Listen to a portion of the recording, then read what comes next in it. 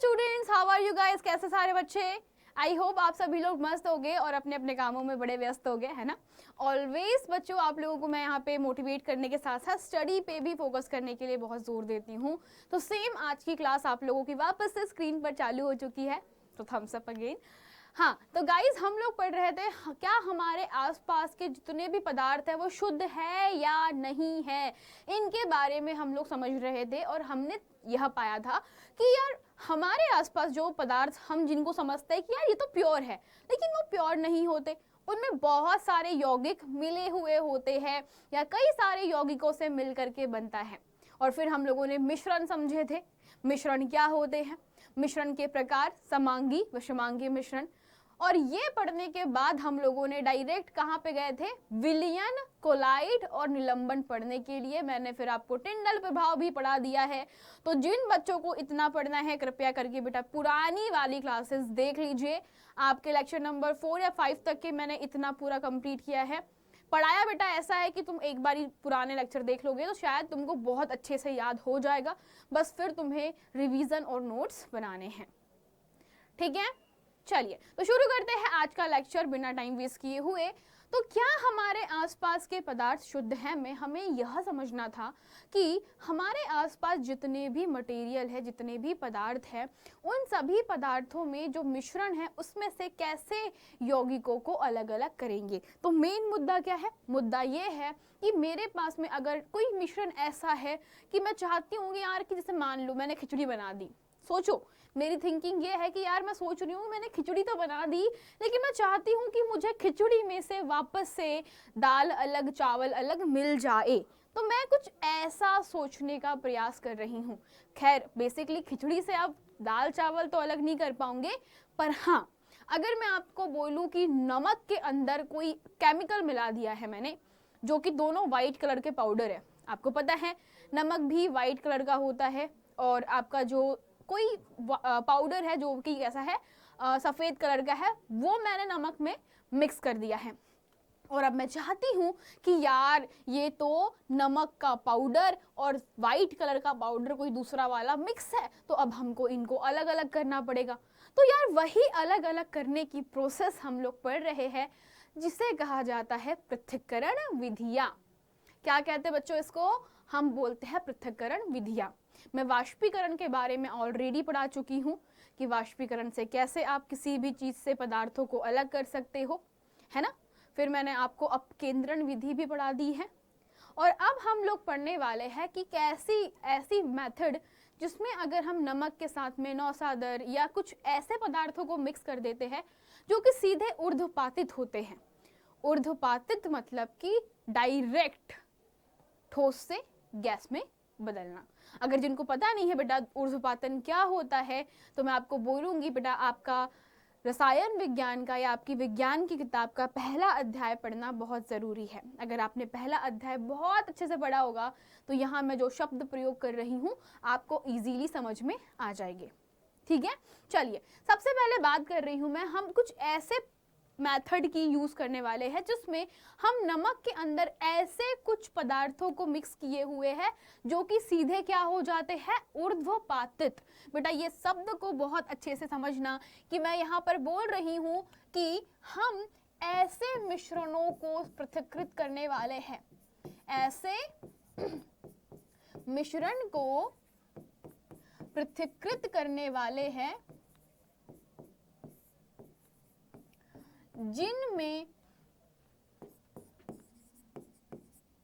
या आप ऐसे बोल सकते हो कि हम ऐसे मिश्रणों को अलग अलग करने वाले हैं जिसमें से कोई एक ऊर्ध्वपातित हो जाता है। कोई एक पदार्थ जो है क्या कर जाता है बेटा, कोई एक पदार्थ या कोई यौगिक आप लिख सकते हो, कोई एक पदार्थ क्या हो जाता है, उसमें से ऊर्ध्वपातित हो जाता है। ठीक है, ऊर्ध्वपातित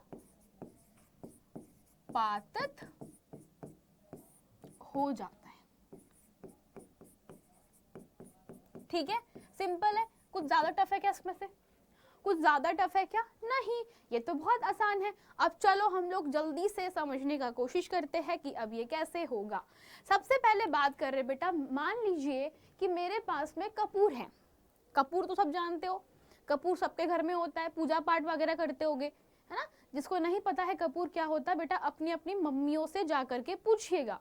मम्मी लोग कपूर का यूज बहुत तरीके से करती है, कई बारी तो कीटाणु जीवाणुओं को भगाने के लिए कपूर का प्रयोग कर देती है। और कपूर की एक बहुत ही खास बात है, क्या खास बात है कि कपूर को आप जिस डब्बे में रखते हो और आपने बेटा उसका यूज नहीं किया और डिब्बा खोल के छोड़ दिया, तो आप पाओगे धीरे धीरे धीरे धीरे पूरा कपूर उड़ जाता है। हाँ जी, वो डब्बे को अगर आपने हवा में छोड़ दिया तो धीरे धीरे धीरे वो पूरा कपूर क्या हो जाता है, उड़ जाता है। इसका मतलब ये होता है कि वो सीधा ठोस से गैस में बदल गया, बिना द्रव में रूपांतरित हुए। तो इसे हम क्या बोलते हैं, ऊर्ध्वपातन। सेम आप लोगों ने फिनाइल की गोली देखी होगी, व्हाइट कलर की होती है ऐसी फिनाइल की गोली, कपड़ों के बीच में रखते हैं मम्मी लोग। तो जो फिनाइल की गोली होती है वो सीधा ठोस से गैस में बदल जाती है। तो इसे हम लोग क्या बोलते हैं, ऊर्ध्वपातित होने वाले पदार्थ। तो अब हम लोग क्या करेंगे बेटा, कोई ऐसे पदार्थ को अलग कर रहे हैं जो कि क्या हो सकता है, ऊर्ध्वपातित हो सकता है।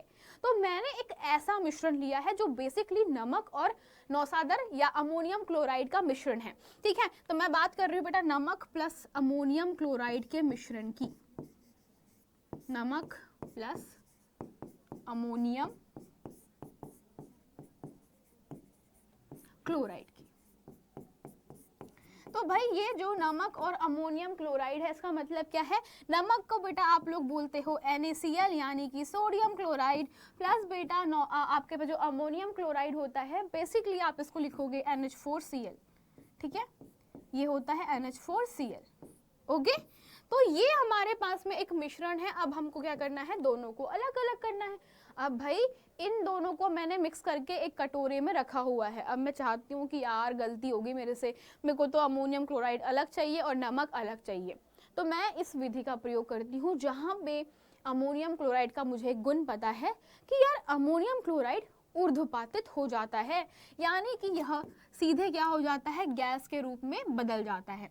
यह सीधे क्या होता है, यह सीधे गैस में परिवर्तित हो जाता है। तो इसकी बेटा अभिक्रिया को तेज करने के लिए आपको पता है, मैं चाहती हूं कि अमोनियम क्लोराइड सीधे गैस में बदल जाता है, लेकिन इसकी अभिक्रिया को थोड़ा तेज करने के लिए, इसकी गति को तेजी से करने के लिए हम इसे बस गर्म कर देते हैं। इस मिश्रण को मैं गर्म कर दूंगी और बेटा जो भी मेरा उड़ा हुआ अमोनियम क्लोराइड है उसको किसी बर्तन में, किसी कीप में एकत्रित कर लूंगी। That's it, simple. चलिए देखते हैं कैसे होगा।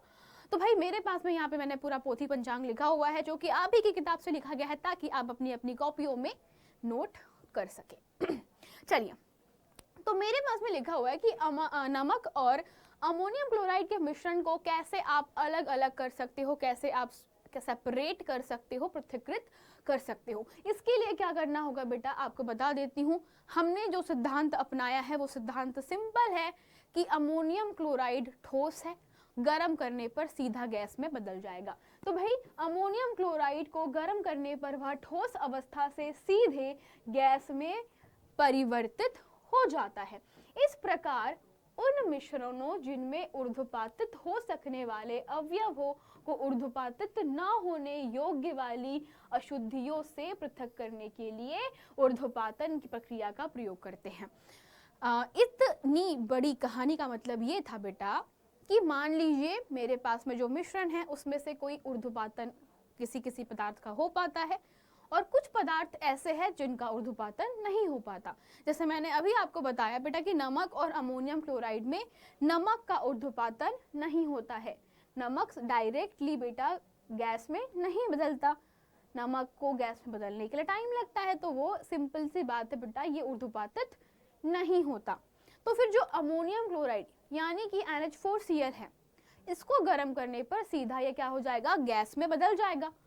तो नमक तो एज इट इज रहेगा बेटा, गर्म करने पर नमक को आप गर्म करोगे तो नमक का कुछ नहीं होगा, लेकिन जो अमोनियम क्लोराइड है जो NH4Cl है, ये सीधे क्या हो जाएगा, गैस में बदल जाएगा। तो इसी कहानी का प्रयोग करते हुए हम लोग क्या करेंगे बेटा, इनका प्रयोग करते हैं। मैंने आपको पहले ही बताया है कि मेरे पास में ऐसी अशुद्धियां हैं जिसमें कुछ पदार्थ ऊर्ध्वपातित हो सकते हैं और कुछ नहीं।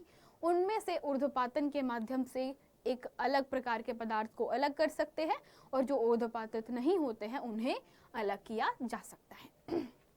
ठीक है, अमोनियम क्लोराइड कपूर, नैप्थलीन और एंथ्रासिन इत्यादि ऊर्ध्वपातित होने वाले ठोस पदार्थों के एग्जाम्पल है। मैं आप लोगों को ऑलरेडी बता चुकी हूँ, जो नेल पेंट रिमूवर होता है एसीटोन, वो भी सीधा गैस पे बदल जाता है ना, आप लोगों ने देखा होगा। तो भाई ये सीधे उड़ जाते हैं हवा में। ठीक है, चलो तो अब देखते हैं कि कैसे इसे हम लोग प्राप्त करेंगे। तो भाई कैसे करेंगे, इसको करने के लिए मैं आपको बता देती हूँ बेटा, बहुत ही सिंपल सी कहानी है। आप लोगों को क्या करना है बता देती हूँ। मान लीजिए ये कोई एक स्टैंड है, सुभद्रा मैम की ड्राइंग उतनी अच्छी नहीं है तो उसके लिए बेटा समा, ठीक है, मान लीजिए कोई स्टैंड रखा हुआ है। ठीक है, बेसिकली केमिस्ट्री की लैब में इस तरीके के स्टैंड्स होते हैं और इस स्टैंड के नीचे मैंने क्या कर दिया है, एक बर्नर रख दिया है। सभी बच्चे लोग अच्छे से ड्राइंग कर लीजिएगा। ठीक है, चलिए तो ये क्या हो गया, मेरा स्टैंड है, ये 4 पैर वाला स्टैंड है जिसके 3 ही पैर दिख रहे हैं आप लोगों को। ठीक है, इमेजिन करो। ठीक है, ओके, चलो फिर आप लोगों ने क्या किया, आप लोगों के पास में यहाँ पर एक बर्नर आपने लगा दिया। ये बेटा बर्नर है मान लो। ठीक है, और बर्नर के अंदर से क्या निकलती है, आग निकलती है और वो गैस का पाइप है। तो यहाँ से आपको क्या करना है, आग निकालना है। तो भाई ये क्या निकल गई, आपकी आग की लपटें निकल गई। जिन बच्चों की ड्राइंग अच्छी है उनके लिए बेटा बहुत बढ़िया बात, जिनकी अच्छी नहीं है बेटा आप इस तरीके से बना सकते हो। पेपर में डायग्राम्स पूछे जाते हैं, इस बात का ध्यान रखना। अब आपको क्या करना है, अब आपको किसी और कलर के पेन से सिंपल सा यहाँ पर एक चीज ड्रॉ कर देना है बेटा। आपको एक छोटी सी कटोरी बनानी है। कटोरी यानी कि कुछ इस तरीके से आपको बनाना है कटोरी। ठीक है, तो ये कटोरी टाइप का हो गया आप लोगों का, या प्लेट मान लीजिए। ओके, और इस प्लेट के अंदर क्या रखा है आपने, नौसादर रखा हुआ है। तो उसका कलर हम लोग येलो कलर का दे देते हैं ना, नमक और नौसादर का मिश्रण येलो कलर का दे रही हूँ मैं। बस बेसिकली येलो नहीं होता है, व्हाइट टाइप का ही होता है, बट मैं दे रही हूँ ना। तो ये है मेरे पास में नौसादर और नमक का मिश्रण। अब मैंने क्या करना है बेटा, मैंने सिंपली ये जो मिश्रण है इसको कवर अप कर देना है एक कैप से। और मेरे पास में कैप कौन सी है, एक कीप है। तो मान लो ये मेरे पास में कीप है। ठीक है, और ये कीप को इस तरीके से रख दिया है। अब कीप के ऊपर बेटा मैंने क्या कर दिया है, एक छोटा सा कॉटन जो है घुसा दिया ताकि यहाँ से हवा बाहर ना निकले। तो ये है कॉटन के कपड़े या कॉटन है ना, कपास, उसको घुसा दिया। अब क्या करूंगी मैं, अब नीचे से गर्म करूंगी। सिंपल है, अरे बहुत ही सिंपल है, कुछ नहीं। अब मैं क्या करूंगी, नीचे से गर्म करूंगी। अब गर्म करने पर मेरे पास में ये क्या है बेटा, नमक और अमोनियम क्लोराइड का मिश्रण है। ये क्या है, दोनों का मिश्रण है। तो भाई ये मेरे पास में मिश्रण है और इस मिश्रण में अमोनियम क्लोराइड ऊर्ध्वपातित हो जाता है। तो जैसे ही मैं बेटा इस मिश्रण को गर्म करूंगी, ये जो मिश्रण है इसमें से जो निकलेगी भाप, बेटा वो भाप किसकी रहेगी, वो भाप रहेगी गर्म करने पर कौन अलग होगा, नमक तो नहीं होगा, नमक को कुछ नहीं होगा, तो कौन अलग होगा, अमोनियम क्लोराइड। तो यहाँ पे बेटा ये जो भाप आप लोग देख रहे हो ये बनेगी अमोनियम क्लोराइड की भाप बनेगी। ठीक है, और अमोनियम की क्लोराइड की जो भाप रहेगी वो बेटा उड़ उड़ के ऊपर जाएगी। लेकिन हमने तो ऊपर से बंद कर दिया है ना, हमारी कीप को बंद कर दिया है। तो जो कीप है उसको उल्टा ढकने का फायदा यही था कि हमारा अमोनियम क्लोराइड भाप के रूप में ऊपर उठेगा और ऊपर जाकर के हल्का हल्का धीरे धीरे धीरे धीरे इस सतह पर जो कीप है बेटा, उस कीप की सतह पर जाकर के चिपक जाएगा और ठंडा होकर के जम जाएगा। इस तरीके से आप अमोनियम क्लोराइड को नमक से अलग कर सकते हो। तो बेटा यहाँ पे से मैं आप लोगों के लिए जो डायग्राम लेकर आई हूँ, ये डायग्राम आप लोगों की किताब में दिया हुआ है। ठीक है, तो सभी बच्चे लोग देख सकते हैं, आप लोगों के पास में एक बर्नर है, देखो कितना प्यारा सा बर्नर है। ठीक है, एक छोटी सी प्लेट है जो मैं आपको पहले बता चुकी हूँ बेटा, हमारे पास में एक प्लेट है जिसमें नमक और अमोनियम क्लोराइड का मिश्रण है। फिर आप लोग देख सकते हो कि यहाँ पे ये जो मिश्रण है, ये मिश्रण में से बेटा धीरे धीरे धीरे धीरे ढेर सारी भाप निकल रही है जो कि कीप में जाकर के जम जा रही है, जो कि अमोनियम क्लोराइड की वाष्प है। और ये बेटा जो जमा हुआ है वह ठोस अमोनियम क्लोराइड है जो ठंडा होने के बाद हमें मिल चुका हुआ है। कीप को आपको उल्टा रखना है और रुई का प्लग यानी कि रुई घुसा देना उसमें, दैट्स इट। तो इस तरीके से आप क्या कर सकते हो, अमोनियम क्लोराइड को नमक से पृथक कर सकते हो। सभी बच्चों को समझ में आ गया? कोई ऐसा स्टूडेंट तो नहीं है जिसको अभी भी डाउट है? अभी भी डाउट है तो बेटा मैं एक बार रिपीट कर दे रही हूँ। हम जनरली ऊर्ध्वपातन विधि में उन मिश्रणों का प्रयोग करते हैं पृथक्करण के लिए जिसमें से कोई एक ऊर्ध्वपातित हो जाता है और दूसरा नहीं। तो इस तरीके से जो ऊर्ध्वपातित नहीं होता है वो अशुद्धि को आप अलग कर लेते हो और जिनका ऊर्ध्वपातन हो जाता है उनको आप अलग कर लेते हो। ऊर्ध्वपातन यानी कि सीधा ठोस से गैस बदलना। अब गर्म करने की नीड इसीलिए पड़ जा रही है क्योंकि आप अगर किसी भी पदार्थ को ऊष्मा देते हो तो आपको पता है कणों की गतिज ऊर्जा बढ़ जाती है और कणों की गतिज ऊर्जा बढ़ने के कारण जल्दी जल्दी जल्दी जल्दी रिएक्शंस होते हैं। तो बेसिकली जो मेरा पास में मिश्रण था उसमें अगर मैं गर्म कर देती हूँ तो गर्म करने से अमोनियम क्लोराइड जल्दी जल्दी जल्दी जल्दी वाष्प में बदलेगा और हमें उसकी वाष्प को इकट्ठे करने में टाइम नहीं लगेगा, है ना। देखो दैट्स इट, सिंपल। तो ये थी हमारी ऊर्ध्वपातन विधि, ठीक है। तो यह थी बेटा आप लोगों की पृथक्करण की ऊर्ध्वपातन विधि। अब हम लोग आगे बढ़ते हैं। अगली मेथड है बेटा, ये बहुत इंपॉर्टेंट है, इसे हम लोग बोलते हैं क्रोमेटोग्राफी। क्या बोलते हैं इसे हम? क्रोमेटोग्राफी। अब ये क्या है चलिए आपको बताते हैं बेटा। ये बहुत ही अच्छा एक बहुत इंपॉर्टेंट है, बड़ी क्लासेस में भी आता है कई बार। क्रोमेटोग्राफी एक ऐसी विधि होती है जहाँ पे मान लीजिए मेरे पास में रंग मिले हुए आपस में, मान लो आप लोगों का मन किया आपने काला, नीला, पीला, हरा सब प्रकार के अलग अलग केमिकल से कलर्स बना दिए और मुझे अब उनमें से रंगों को अलग करना है, अलग अलग रंगों को अलग करना होता है, तब क्रोमेटोग्राफी का प्रयोग किया जाता है। इस विधि में क्या करना है आपको? एक नॉर्मल कागज, टिश्यू पेपर, फिल्टर पेपर, किसी से भी आप कर सकते हो बेटा। तो क्या होता है कि इसमें आप एक जगह पर कागज पर क्या कर देते हो, बिल्कुल एक स्याही को लगा देते हो, जो भी स्याही से आपको अलग करना है, और उसको आप हल्के से पानी में डुबो देते हो। और जैसे जैसे बेटा पानी जो है कागज में ऊपर चढ़ते चला जाता है तो जो सबसे ज्यादा घुला हुआ पदार्थ होता है वो और ऊपर पानी के साथ साथ उस कागज में चढ़ते चला जाता है और जो नहीं घुला होता है वो नीचे रह जाता है। इस प्रकार से क्रोमेटोग्राफी का प्रयोग किया जाता है। चलिए इसको और अच्छे से समझने की कोशिश करते हैं। मान लीजिए मेरे पास में एक कागज का टुकड़ा है, मान लो मेरे हाथ में एक कागज का टुकड़ा है। उस कागज के टुकड़े के मैंने एक हिस्से पर क्या किया बेटा, पेंसिल से लाइन खींची और वहां पे स्याही या जिस भी पदार्थ से मुझे कलर्स को अलग करने थे उनको डाल दिया। तो मैंने क्या किया, मान लो मेरे पास में ये कागज है ना, तो कागज में मैंने एक जगह पर ऐसा बिंदु लगा दिया, ऐसा काली काली स्याही से बढ़िया एकदम क्या कर दिया, काला कर दिया। और जब मैंने इसको ब्लैक किया और मैंने फिर क्या किया, एक बर्तन के अंदर लिया, एक बर्तन लिया मैंने और एक बर्तन के अंदर क्या कर दिया, इसको डाल दिया। याद रखना बर्तन में मुझे पानी भरना है, लेकिन याद रहे पानी उतना ही भरो जितने में आपका कागज हल्का सा इसको छू ले। आपको इतना ही पानी भरना है, इससे ज्यादा पानी नहीं भरना है, बस इतना पानी भरो, ठीक है। तो ये क्या भर दिया आपने, पानी भर दिया। अब बच्चों पानी भरने के बाद आपको पता है कागज पानी को सोख लेता है, अरे सबको पता है ना, कागज धीरे धीरे क्या करता है, पानी को अपने अंदर एब्जॉर्ब करता है, वो धीरे धीरे धीरे धीरे सोखना शुरू कर देता है। तो भाई हमारे पास में जो पानी है उस कागज के अंदर क्या होगा, धीरे धीरे धीरे धीरे एब्जॉर्ब होगा, अवशोषित होगा। और ऐसा जब होगा तो बच्चा स्याही के ऊपर भी पानी जाएगा, सबको पता है धीरे धीरे पानी जो है वो ऊपर जाना शुरू कर देगा, है ना।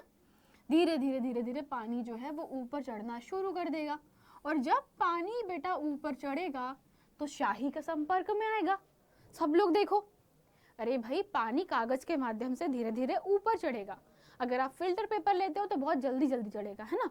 तो भाई हमारे पास में ये जो स्याही है अब वो पानी के साथ में घुल मिल जाएगी। अरे स्याही पानी में घुल जाती है तो भाई हमको घुलनशील स्याही लेना है, याद रखना, ठीक है। तो जब मैं इसको धीरे धीरे देखती हूँ बेटा तो पानी के साथ में जैसे जैसे स्याही मेरी मिक्सअप होती है तो जो पानी में स्याही का कलर सबसे ज्यादा घुलता है, ध्यान से सुनना मैंने जो बोला उसके बारे में, मैंने ये बोला कि इनमें से जो सबसे ज्यादा घुल जाता है ना, वो सबसे ऊपर जाएगा और जो नहीं घुलता है बेटा वो इस तरीके से पानी क्या करता है, आसपास ऐसे कलर बनाते चला जाता है, बिल्कुल रेनबो बन जाता है। इससे अच्छा रेनबो नहीं बनता है, बट हाँ धीरे धीरे थोड़ा सा मतलब अजीब सा रेनबो बन जाता है। इस तरीके से अलग अलग कलर्स में हमारी जो स्याही होती है वो बढ़ जाती है। चलो हरा कलर भी ला लेते हैं इसके अंदर, है ना। जितने कलर से स्याही बनती है ना, वो सारे कलर्स इस तरीके से फैल जाते हैं। और जो सबसे ज़्यादा घुला हुआ होता है कलर बेटा, वो उस तरीके से ऊपर चला जाता है। और ये होता है बेसिकली, आप लोग भी देखना, जब पानी के अंदर डालोगे ना तो इस तरीके से वो क्या होता है, फैलने लग जाता है। मैं आपको इसका डायग्राम बताऊंगी। एक बाल्टी के अंदर मैं ट्राई किया हुआ है, तो बेटा पानी के साथ साथ क्या होता है, ये सारे कलर्स जो है ऊपर चढ़ने लगते हैं धीरे धीरे, है ना। इस तरीके से धीरे धीरे जो कलर्स है वो ऊपर चढ़ने लगते हैं पानी के साथ साथ, ठीक है। तो सभी बच्चे लोग इसको ध्यान से देखेंगे, और बच्चों इसको अगर आप चाहो तो घर पे ट्राई कर सकते हो। इजी प्रैक्टिकल है, कुछ भी यहाँ पे परेशानी नहीं है, खराबी नहीं है। तो मैंने कहा था आपको, मैं दिखाऊंगी आपको। तो देखो ये है फिल्टर पेपर, है ना। आप इसको साधारण कागज से भी कर सकते हो, जरूरी नहीं है फिल्टर पेपर से ही करो, ठीक है। देखो यहाँ पर, तो यहाँ पे क्या किया बेटा, एक लाइन खींची थी स्याही से। ये देखो यहाँ पर एक लाइन खींची, दिख रही सब लोगों को, सभी बच्चे लोग ध्यान से देखो, सबको यहाँ पर दिख रही होगी एक सीधी खींची हुई लाइन। और इस लाइन के नीचे आप थोड़ा सा पानी देख रहे हो, पानी ज़्यादा नहीं डालना है, बस कागज़ को थोड़ा सा डुबा दे, इतना ही डालना है। धीरे धीरे धीरे धीरे पानी ऊपर चढ़ता चले जाता है, और जैसे जैसे पानी ऊपर जाता है आप देख सकते हो बेटा, पहले बैंगनी रंग, फिर हरा रंग, और ऊपर नीला रंग आपको दिख रहा होगा। तो इस तरीके से बेटा जो सबसे ज़्यादा पानी में घुल जाता है कलर, जो पानी से बिल्कुल एकदम मिल जाता है, वो कलर सबसे ऊपर, और जो कम घुलता है वो सबसे नीचे रहता है, ठीक है। और इस प्रक्रिया को क्या कहा जाता है, इसे कहा जाता है क्रोमेटोग्राफी। बहुत ज़्यादा यूजफुल है, बहुत इंपॉर्टेंट है, आप लोग बड़ी क्लासेस में और डिटेल में पढ़ोगे इसके बारे में, ओके। अगर आपको इसमें कुछ डाउट है तो आप लोग बिल्कुल पूछ सकते हो कमेंट सेक्शन में, ठीक है बच्चों।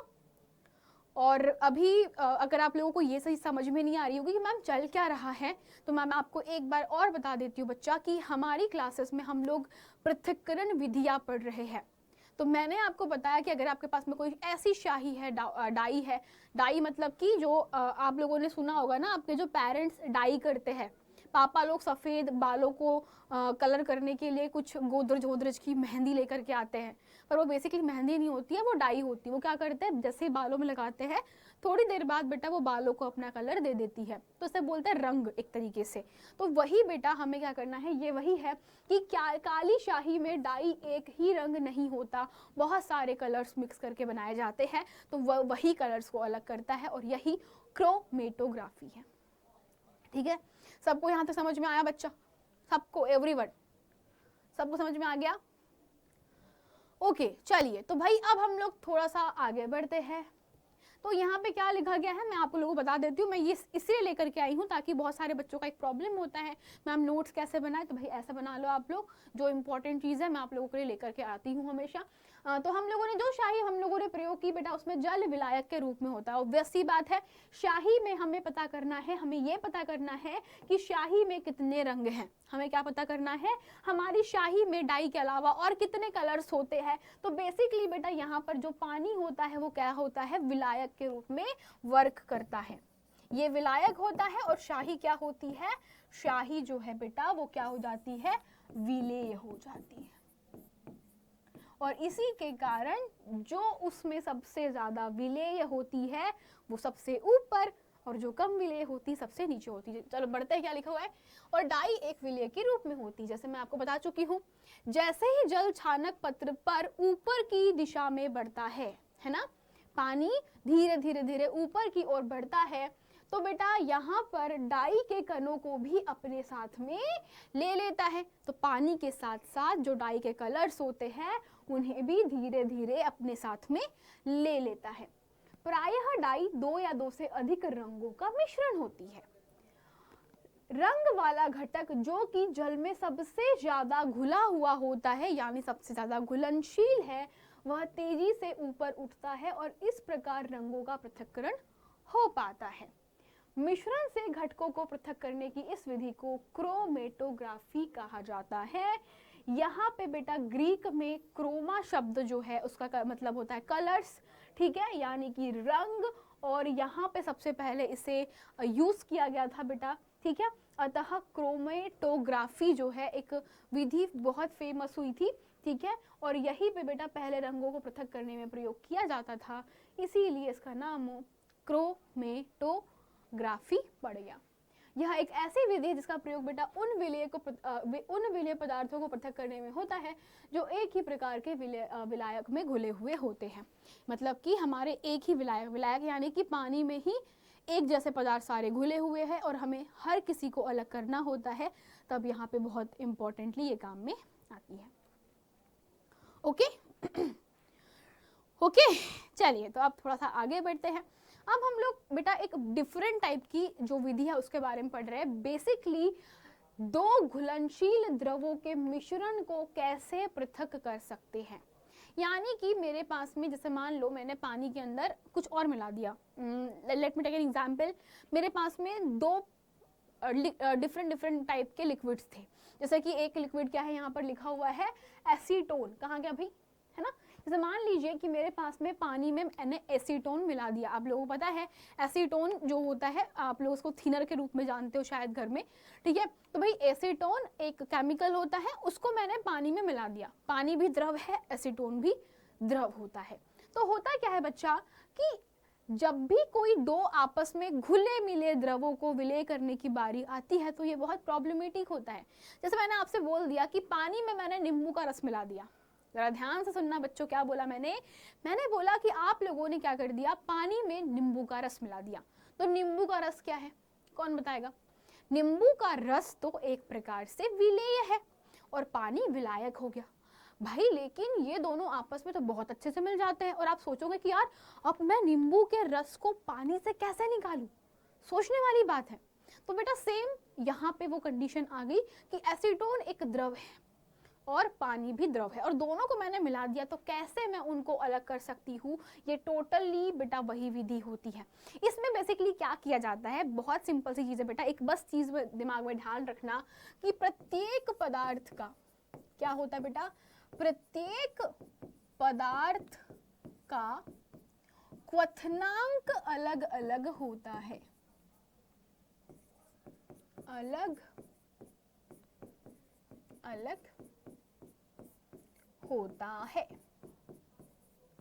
इसका मतलब क्या है, इसका मतलब ये है कि जितने भी मेरे पास में पदार्थ होते हैं उसमें हर किसी पदार्थ का अलग अलग क्वथनांक होता है। क्वथनांक मतलब कि उसका भाप के रूप में परिवर्तन होना। क्वथनांक यानी कि गर्म करने पर वो कब भाप में बदलना शुरू हो जाता है, वो हर किसी पदार्थ का अलग होता है।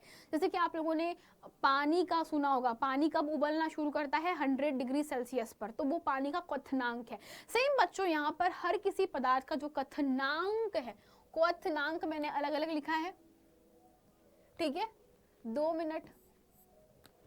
तो ये मेरे पास में क्वथनांक हो जाएगा, ठीक है, ओके। तो हर किसी पदार्थ का क्वथनांक अलग अलग होता है, तो ये उसी सिद्धांत पर आधारित होता है। तो यहाँ पर क्या होगा बेटा, जो भी मेरे पास में यहाँ पर पानी है और पानी के अंदर जो जल रखा हुआ है, मैं क्या करूंगी, तो जल और एसीटोन का जो विलयन है, जो बेटा विलयन बना हुआ है, ये मिश्रण कैसा है, विलयन है। और आपको पता है विलयन में सभी प्रकार का मिश्रण समांगी होता है। हम ये बात जानते हैं बेटा कि विलयन में पदार्थ कैसे होते हैं, समांगी मिश्रण होते हैं। विलयन कैसा होता है, समांगी मिश्रण होता है। मतलब अब तो और कठिन है, समांगी मिश्रणों को थोड़ा सा पृथक करने में परेशानी होती है। तो भाई हमारे पास में ये कैसा है, समांगी मिश्रण है। अब हम लोग क्या करेंगे, मैं ये बात जानती हूँ कि बेटा एसीटोन का क्वथनांक अलग है और पानी का क्वथनांक अलग है। एसीटोन बहुत जल्दी वाष्प में बदल जाता है ना। जल से एसीटोन का क्वथनांक बेटा बहुत कम होता है। अगर जल का 100 है तो एसीटोन का लगभग 25-26 के आसपास, केल्विन के आसपास होता है। यानी कि थोड़ा सा मैं गर्म करूंगी पानी और एसीटोन के मिश्रण को, तो वो क्या हो जाएगा, पूरा का पूरा गैस के रूप में बदल जाएगा। तो मैंने क्या किया, एक ऐसा बर्तन लिया है, देखो सभी लोग ध्यान से देखो, मेरे पास में क्या है, एक ऐसा बर्तन है गोल सा जिसमें एक छोटी सी पाइप निकली हुई है, ठीक है। इसको हम लोग बोलते हैं गोल फ्लास्क, ठीक है। अब इस बर्तन के अंदर छोटू सा यहाँ पर पाइप लगा हुआ है, तो मैंने एक और बर्तन ले लिया। ये बर्तन कैसा होता है, बिल्कुल एक नली के जैसा होता है, ये ऐसा होता है बर्तन। एक मान लो ये बर्तन होता है इस तरीके से, यहाँ पे कॉर्क लगी होती है, एक छोटी सी पाइपलाइन होती है इस तरीके से, और यहाँ पर ना क्या होता है, पानी भरा होता है, यहाँ पर ऐसा पानी भरा होता है, इस तरीके से ऐसे पानी भरा होता है, अच्छे से नहीं बना इसको, रुको, ठीक है। तो यहाँ पे इस तरीके से पानी जो है इसमें भरा होता है। तो मान लो ये water water water water water water water water water water water water water water water water water water, है ना। तो इस तरीके से पानी भरा होता है। तो पानी का क्या काम होता है बेटा, बेसिकली ये जो वाटर आप लोग देख रहे हो, यानी कि जो पानी है, इसको हम लोग बोलते हैं जल संघनक। अब ये संघनक का काम क्या होता है, ये संघनक का काम ये होता है कि मेरे पास में जो भी यहाँ से गुजरेगा उसको ठंडा कर देना। तो क्या होता है बेटा, यहाँ पर मेरे पास में मैं सारा का सारा एसीटोन की भाप को एकत्रित करती हूँ। तो यहाँ पर क्या आती है, एसीटोन की भाप आती है। तो आप सभी जानते हो कि एसीटोन की अगर मेरे पास में भाप है तो भाप को ठंडा करने पर वापस से वो द्रव में बदल जाती है। तो मैं यहाँ पर बेटा क्या कर लूंगी, द्रव एसीटोन प्राप्त कर लूंगी, द्रव एसीटोन प्राप्त कर लूंगी। नहीं समझ में आया? होता क्या है बेटा, मैंने कुछ नहीं करना है, मुझे बस क्या चाहिए, मुझे एसीटोन की भाप चाहिए। अगर मेरे को भाप मिल गई तो भाप को ठंडा करके मैं क्या कर सकती हूँ, उसको वापस से द्रव के रूप में प्राप्त कर सकती हूँ। That's it, simple. और कुछ नहीं, मेरे को बस क्या करना है, एसीटोन की भाप को इकट्ठा करना है। और ऐसा कैसे पॉसिबल है मैम, हम तो पानी को गर्म कर रहे हैं। तुम लोग बोलोगे मैम कि मैम हम तो पानी और एसीटोन दोनों को गर्म कर रहे हैं, तो पानी भी तो भाप बनना चाहिए। नहीं बेटा, पानी का क्वथनांक ज्यादा है तो पानी को भाप बनने में ज्यादा टाइम लगेगा। उसके पहले एसीटोन खटाखट खटाखट खटाखट भाप बन जाएगा। और जब एसीटोन पूरा भाप बन गया तो उसको क्या करना है, इकट्ठा करके बस ठंडा करना है। तो बस एक ऐसी मैंने संरचना या प्रायोगिक व्यवस्था कर ली है कि जैसे जैसे यहाँ पर एसीटोन की जो भाप है बेटा, है ना, एसीटोन को मैंने एक पर्टिकुलर तापमान तक गर्म किया, यहाँ पे थर्मामीटर लगा करके। तो यहाँ पे जैसे जैसे एसीटोन की गैस बनते जाती है बेटा, वैसे वैसे एसीटोन यहाँ पर एकत्रित होता है और फिर यहाँ पे ठंडा होकर के धीरे धीरे धीरे धीरे धीरे द्रव की रूप में बन जाता है और तुम इसको इकट्ठा कर सकते हो। यही हमारे पास में क्या कहलाती है, विधि कहलाती है। चलो अब इसको क्या पढ़ते हैं बेटा, इसको बेसिकली प्रभाजी आश्वन कहा जाता है। ये बेसिकली एक प्रकार की क्या होती है, प्रभाजी आश्वन विधि कहलाती है। तो प्रभाजी आश्वन में हमारे पास में यही होता है बच्चा कि 2 या 2 से अधिक घुलनशील द्रवों जिनका क्वथनांक का अंतर लगभग 25 केल्विन से कम का होता है, ठीक है, इनके मिश्रण को पृथक करने के लिए प्रभाजी आश्वन विधि का प्रयोग किया जाता है। उदाहरण के लिए वायु से विभिन्न गैसों का पृथक्करण, पेट्रोलियम उत्पादों से उनके विभिन्न घटकों का पृथक्करण। इसका उपकरण साधारण आसवन विधि के समान ही होता है। केवल आसवन विधि फ्लास्क और संघनक के बीच में एक प्रभाजी स्तंभ का प्रयोग किया जाता है। यानी कि आप लोगों ने यहाँ पर देखा कि ये मेरे पास बेटा, इसको हम लोग बोलते हैं आसवन विधि। इसे हम लोग क्या बोलते हैं, आसवन विधि से पृथक्कृत करना। आसवन विधि में क्या होता है, टेम्परेचर डिफरेंस अच्छा खासा होता है ना, टेम्परेचर डिफरेंस होता है बेटा अच्छा खासा, कि मुझे पता है कि जल थोड़ा लेट उबलना शुरू करेगा, जल का भाप बनने में टाइम लगेगा, लेकिन एसीटोन खटाखट खटाखट क्या कर लेता है, भाप में बदल जाता है। दैट्स द ओनली रीजन हमारे पास में जो एसीटोन है बेटा, आप उसको आसवन विधि से अलग कर सकते हो। आप लोग क्या कर सकते हो, आसवन विधि से आसानी से यहाँ पर एसीटोन को अलग और जल को अलग कर सकते हो। प्रायोगिक व्यवस्था के लिए आपको कुछ नहीं करना है, एक गोल पेंदी का फ्लास्क लेना है, उसमें एक छोटा सा होल कर देना है, एक थर्मोमीटर घुसा देना है और एक पर्टिकुलर टेम्परेचर पर आपको गर्म करना है। देन बेटा जैसे ही आपका एसीटोन गैस बनेगा, वो क्या करोगे आप, इस जल संघनक के पास में बेटा आप इसमें क्या करोगे, गुजारोगे, और जैसे जैसे ये गुजरेगा आपकी जो भाप है वो ठंडी होगी और ठंडी भाप जो है वो किस में बदल जाएगी, वापस से द्रव में बदल जाएगी। तो यहाँ पर क्या मिल गया आप लोगों को, द्रव एसीटोन मिल गया। तो भाई प्रभाजी आश्वन में क्या होता है बेटा, यहाँ पर एक नली होती है जो कि शीशे के गुटकों से भरी होती है। गुटके वाष्प को ठंडा और संघनित होने के लिए सतह प्रदान करते हैं। तो कैसी होती, चलो देख लेते हैं हम लोग इसको एक बारी। तो बेटा ये है मेरे पास में प्रभाजी आसवन विधि। पेट्रोलियम का जो परिष्करण होता है वो बेसिकली इसी विधि से होता है। क्या होगा उसके अंदर, चलो आपको बता देती हूँ। बेसिकली मान लीजिए मेरे पास में एक गोल पेंदी का फ्लास्क है, फ्लास्क में क्या रखा हुआ है, मिश्रण रखा हुआ है, और मैंने आपको बोल दिया कि हर किसी मिश्रण में क्या होगा, जो भी लिक्विड होंगे, जो भी द्रव होंगे, अलग अलग तापमान पर क्या होते हैं, गैस में बदलते हैं। तो इसी का फायदा उठाते हुए हम लोग क्या करेंगे, यहाँ पर सबको गैस में रूपांतरित होने के लिए गर्म करेंगे। गर्म करने के बाद क्या होगा, जैसे जैसे धीरे धीरे टेम्परेचर बढ़ेगा तो हमारे पास में जो भी मिश्रण है वो गर्म होगा। गर्म होने के बाद में आपको पता है हर एक टेम्परेचर पृथक क्या होता है, हर किसी द्रव का अलग अलग क्वथनांक होता है, उसके हिसाब से अलग अलग तापमान पर सभी लोग गैस के रूप में बदलने चालू कर जाते हैं। और यही है बेटा प्रभाजी आश्वन नलिका। ये क्या होती है आपकी प्रभाजी आश्वन नलिका, जिसमें आप लोग देख सकते हो बहुत सारे बबल्स दिख रहे हैं। तो यहाँ पर लिखा हुआ था हमारे पास में कि यह एक बेटा शीशे के गुटकों से भरी हुई क्या होती है, एक नलिका होती है। ये गुटके क्या करेंगे, जो भी हमारे पास भाप आती है उसको पहले ठंडा करेंगे और संघनित होने के लिए एक क्या करते हैं, एरिया देते हैं। और इस तरीके से बेटा यहाँ पर हमारे पास में जो भी मटेरियल होगा वो जाएगा, अगेन यहाँ पर ठंडा होगा और फिर धीरे धीरे धीरे धीरे आप उसको क्या कर सकते हो, अलग से किसी भी बीकर में या किसी अन्य फ्लास्कों में एकत्रित कर सकते हो। तो ये है आप लोगों के पास में बेटा प्रभाजी आश्वन विधि। पेट्रोलियम के बारे में सब लोग जानते हैं ना कि पेट्रोलियम हमको एकदम काला गाढ़ा एकदम गंदी सी बदबू वाला द्रव होता है। तो क्या करते हैं बेटा, जब हमारे पास में कोई पेट्रोलियम होता है तो इस पेट्रोलियम को गर्म करने के बाद क्या करोगे, एक पर्टिकुलर टेम्परेचर पे गर्म करते हैं। और जब बड़े बड़े जो आप लोगों ने देखा होगा ना कि समुद्र के ऊपर बड़े बड़े से एकदम 4 पैर वाले खड़े होते हैं, तो उसमें क्या होता है, बहुत ही बड़े बड़े एकदम गोल मटोल बेलनाकार पाइप होता है, वहां पे पेट्रोलियम जाता है। तो पेट्रोलियम जाने के बाद क्या होता है, वो धीरे धीरे बर्न होता है, गर्म होता है। तो गर्म करने के बाद हर कोई चैम्बर पे अलग अलग टेम्परेचर फिक्स होता है। तो वहीं से इतने काले काले द्रव से पेट्रोल, डीजल, मोम, है ना, आप लोग उसमें से एलपीजी गैस सब कुछ अलग अलग करते हो। उसके बारे में आप लोग और डिटेल में पढ़ोगे, थोड़ा टाइम लगेगा, बस इतना आप लोगों को अभी समझना है, ठीक है। तो ये हमारे पास में प्रभाजी आश्वन। अब भाई बहुत ही एक इम्पॉर्टेंट टॉपिक है आप लोगों का कि वायु से गैसों को कैसे प्राप्त करूंगे, है ना, बहुत सोचने में अटपटा लगता है। वायु मतलब कि हमारी वायुमंडल, ये देखो यहाँ पर ऑक्सीजन, उधर नाइट्रोजन, कार्बन डाइऑक्साइड भी है और पता नहीं क्या क्या है। तो भाई इतना सब कुछ होने के बावजूद अगर मैं बोलूँ कि चलो मेरे को ऑक्सीजन चाहिए, नहीं ऑक्सीजन नहीं, नाइट्रोजन से काम चलाना पड़ेगा, तो हम कैसे उसको इकट्ठा करेंगे, इसके लिए भाई अपन अब नेक्स्ट क्लास में पढ़ेंगे। सभी लोगों को आना है अच्छे से क्लास में। और हाँ, आप लोगों को बता देती हूँ 5 सितंबर के दिन आप लोगों के लिए कुछ स्पेशल है, तो भूलना मत, वो स्पेशल आपको पता चल जाएगा चैनल पे। That's it for today guys, tata bye bye, see you in next class.